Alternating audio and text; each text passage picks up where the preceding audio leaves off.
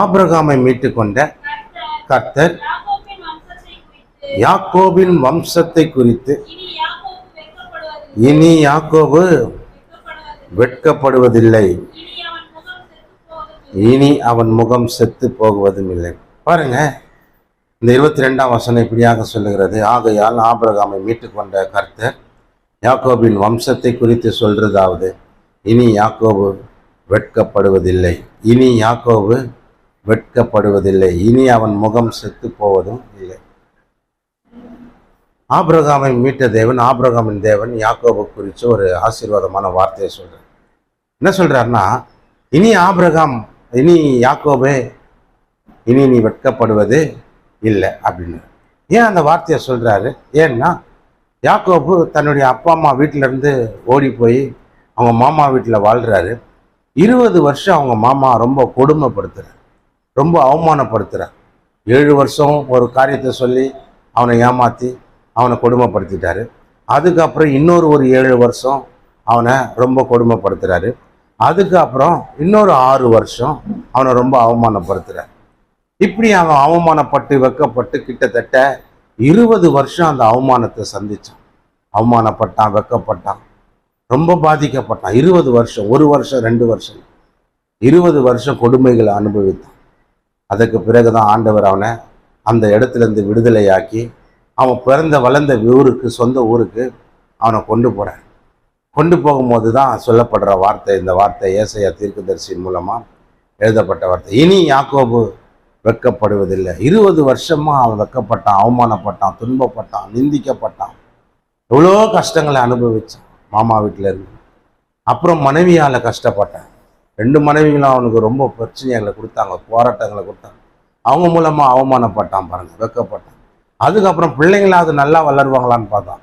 பிள்ளைங்களும் சில நேரங்களில் ரொம்ப அப்பாவுக்கு ரொம்ப அவமானத்தையும் வெட்கத்தையும் ஏற்படுத்தி விட்டான்.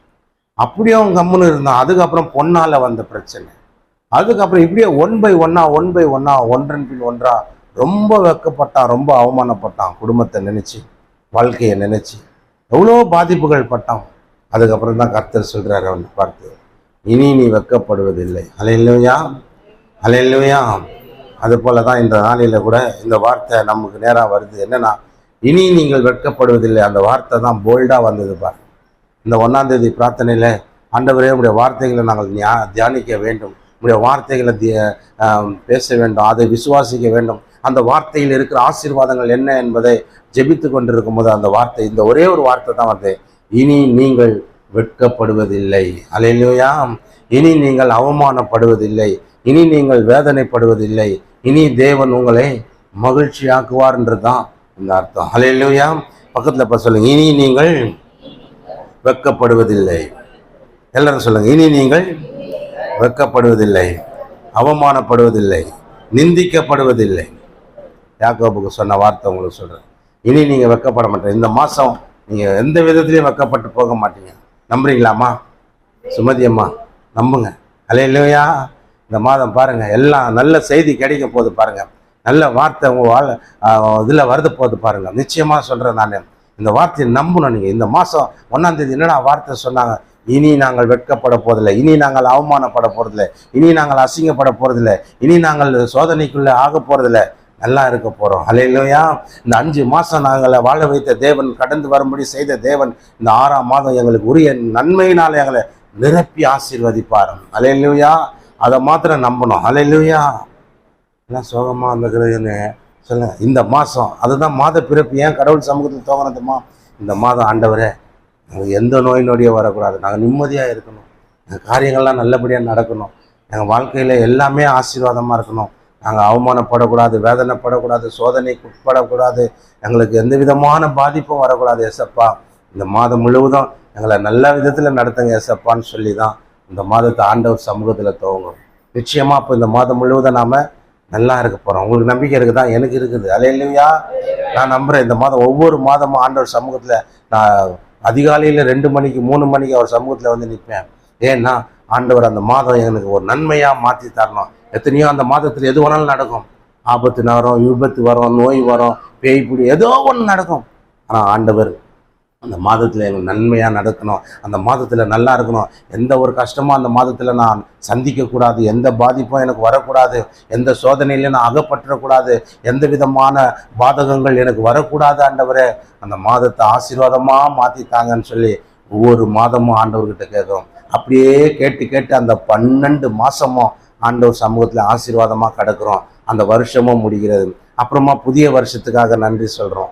அப்படி தான் ஒவ்வொரு வருஷமும், ஒவ்வொரு மாதமும், ஒவ்வொரு வாரமும், ஒவ்வொரு நாட்களும் நம்ம கடந்து வருகிறோம். ஹல்லேலூயா. இந்த மாதத்தை, இந்த நாளில் எத்தனையோ பேர் இந்த மாதத்தை பார்க்க முடியாமல் இருக்கிறாங்க தெரியுமா? நேற்றைய தினத்தில் ஹல்லேலூயா தேவன் அந்த மாதிரி நமக்கு மாத்திரம் ஒரு கிருபைகளை செய்து வருகிறார். அதனால தான் சொல்கிறேன், ஆண்டவர் யாக்கோபை பார்த்து சொன்ன வார்த்தை, இனி நீ வெட்கப்படுவதில்லை, இனி நீ அவமானப்படுவதில்லை, இனி நீ கஷ்டப்படுவதில்லை. ஒட்டுமொத்தமாக சொன்னதான், இனி நீ கஷ்டப்பட மாட்ட. ஹல்லேலூயா. நம்புறீங்களா? விசுவாசிக்கிறீங்களா? ஹல்லேலூயா. கர்த்தர் உங்களை அப்படி ஆசீர்வதிப்பார். ரோமர் எழுதின புஸ்தகம் 5ஆம் அதிகாரம் 5ஆம் வசனத்தில் சொல்லப்பட்டிருக்கிறது பார். ரோமர் அந்த நம்பிக்கை நம்மளை வெட்கப்படுத்தாது. ஹல்லேலூயா. ஏன்னா ஆண்டவருடைய அன்பு நமக்குள்ள ஊற்றப்பட்டிருக்கிறது. ஆண்டவர் மேல் நாம் நம்பிக்கையா இருக்கிறோம், விசுவாசமா இருக்கிறோம். அப்போ அந்த நம்பிக்கை நம்மளை வெட்கப்பட விடவே விடாதான். ஹல்லேலூயா. நீ யாரை நம்புறீங்க? ஆண்டவரை நம்புறோம். எதுக்காக நம்புறோம்? நிச்சயமா நம்ம எந்த இடத்துலையும் நல்லா குனிஞ்சு போக மாட்டோம், எந்த இடத்துலையும் அவமானப்பட்டு போக மாட்டோம், அசிங்கப்பட்டு போக மாட்டோம். அதனால நம்ம யாரை நம்புறோம்? கர்த்தரை நம்புறோம். அந்த நம்பிக்கை நம்மளை அவமானப்படுத்த விடவே விடாது. நிச்சயமா இந்த வருஷத்துல உங்களுக்கு ஒரு நல்ல காரியம் நடக்க போதுமா, கவலைப்படாது. என்னன்னு தெரியல, கை உங்களுக்கு நேராகவே வருது. ஹல்லேலூயா. கர்த்தருக்கு ஸ்தோத்திரம். இந்த வருஷத்துல ஏதோ ஒன்று அது நீங்க பண்ற ஜெபம் உங்களுக்கு கைகூடி வரப்போகுது. போங்க, இந்த வருஷம் நல்ல ஒரு முடிவுகள் கிடைக்க போகிறது. அதனால தான் சொல்றேன், ஹல்லேலூயா. அந்த நம்பிக்கை நம்மளை வெட்கப்படுத்தவே படுத்தாது. ஆண்டவர் யாக்கோபுக்கு சொன்ன, நீ எவ்வளோ 20 வருஷமா அவமானப்பட்டடா, 20 வருஷமா கஷ்டப்பட்டடா, 20 வருஷமா துன்பப்பட்டடா. மாமனாரால வந்த மோசம், மனைவிகளால வந்த மோசம், பிள்ளைகளால வந்த மோசம், பொண்ணால வந்த மோசம், அவன் சொந்த பந்தங்களால வந்த மோசம், எல்லாம் வெட்கப்பட்டான். கட்சியில் ஆண்டவர் சொல்றார், இனி வெட்கப்படுவதில்லைன்னு. அதுக்கப்புறம் தான் முதிர் வயதில் அவன் அருமையா வாழ்ந்தான், வாழ்க்கையை முடிக்கிறான் பாரு. யோசேப்பு ஒரு ராஜாவா ஆன பிறகு, இளைய மகன் ஒரு ராஜாவா ஆன பிறகு அவன் வாழ்க்கை உக்காந்து அழகா சாப்பிட்டு முடிக்கிறான் பாருங்க. அதனால தான் சொல்றாரு, யாக்கோபே இனி நீ வெட்கப்படுவதில்லை, உன் முகம் இனி செத்து போவதும் இல்லை, கர்த்தர் உன்னை ஆசீர்வதிக்கிறார். ஹல்லேலூயா. அதே ஏசாயா தீர்க்கதரிசியின் புஸ்தகத்துல 54 வசனத்துல சொல்லப்பட்டிருக்கிறார். 54ஆம் அதிகாரம் ஏசாயா தீர்க்கதரிசியின் புஸ்தகம் 4ஆம் வசனம், பயப்படாத, நீ வெட்கப்படுவதில்லை. ஹல்லேலூயா. நானாதே நீ லட்சையடைவதும் இல்லை. ஹல்லேலூயா. நல்லா வாசிங்க அந்த வார்த்தை, பயப்படாதே, நீ வெட்கப்படுவதில்லை. ஹல்லேலூயா. அப்போ ஆண்டவர் சொல்ற வார்த்தை பாரு, இனி யாக்கோபு வெட்கப்படுவதில்லை. இனி நம்ம தேவன் மேல் வைத்திருக்கிற அந்த நம்பிக்கை நம்ம வெட்கப்படுத்தாது. இங்க பயப்படாத, நீ வெட்கப்பட மாட்டேன். பயப்படவே போயிடாதீங்க. எந்த காரியத்தை குறிச்சும், ஐயோ என்னடா அப்படி நடக்குமா, அப்படி நடக்குமா, இந்த மாதம் அப்படி இப்படி எதையும் நினைச்சு கலங்காதம்மா. கண்டிப்பாக ஒரு நல்ல காரியம் நடக்க போகுது. போமா, கர்த்தர் நல்லவர். ஹல்லேலூயா. பயப்படவே போயிடாதீங்க, தைரியமாக இருங்க. எல்லாம் இந்த மாதத்தில், இந்த வருஷத்தில் நிறைய நன்மைகள் உங்கள் வாழ்க்கையில் நடக்க போகுது. வெட்கப்படவே மாட்டீங்க நீங்கள் அப்படின்றத வேத வசனம் தெளிவாக சொல்லுது. அதே யோவேல் என்ற ஒரு புஸ்தகம் 2ஆம் அதிகாரம் 26, 27. யோவேல் என்ற ஒரு புஸ்தகம் 2ஆம் அதிகாரம் 26, 27. நீங்கள் சம்பூரணமாய் சாப்பிட்டு திருப்தி அடைந்து உங்களை அதிசயமாய் நடத்தி வந்த துதிப்பீர்கள், என் ஜனங்கள் ஒரு போதும் வெட்கப்பட்டு போவதில்லை. அதை ஏன் வெட்கப்பட்டு போவதில்லைன்னு சொல்றேன் தெரியுமா? எந்த விஷயத்திலையும் சரிங்க, காசு, பணம், துணி, மணி, உங்க வாழ்க்கையில எதிர்காலம், எல்லா விஷயத்திலையும் சொல்றேன், வெட்கப்பட்டு போ. எப்படி இருக்க போறீங்களா நீங்க? நீங்கள் சம்பூரணமாக சாப்பிட்டு திருப்தி அடைந்து உங்களை அதிசயமாய் நடத்தி வந்த உங்கள் தேவனாகிய கர்த்தருடைய நாமத்தை துதிப்பீர்கள், என் ஜனங்கள் ஒருபோதும் வெட்கப்பட்டு போவதில்லை. எப்படி சொல்றாருன்னா, உன்னை சம்பூர்ணமா சாப்பிட வச்சு திருப்தி ஆக்கி, திருப்தினா எல்லாத்துலயும் அவனுக்கு ஒரு குறையும் இருக்காது.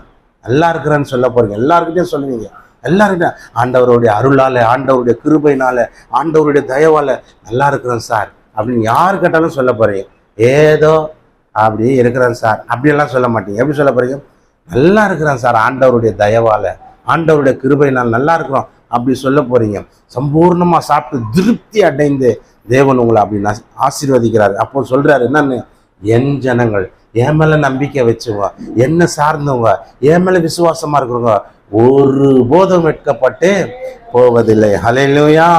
பாருங்க, நான் இஸ்ரவேலின் நடுவிலே இருக்கிறவர் என்றும் நானே உங்கள் தேவனாகிய கர்த்தர், வேறு ஒருவர் இல்லை என்றும் அறிந்து கொள்வீர்கள். என் ஜனங்கள் ஒருபோதும் வெட்கப்பட்டு போவதில்லை. ஹல்லேலூயா. ஒரே ஆண்டவர்னு நீங்க சொல்ல போறீங்க. என் ஜனங்கள்னா என்ன நம்புறவங்கள ஒருபோதும் வெட்கப்பட்டு போவதில்லை. நீங்க நம்புங்க, விசுவாசிங்க. நிச்சயமா சொல்றேன், இந்த மாதத்திலும் இந்த வருஷத்திலும் ஒரு இடத்துலயும் நீங்க வெட்கப்பட மாட்டீங்க. நம்புறீங்களா? ஹல்லேலூயா. ஆமென் சொல்லுங்க. ஆமென்.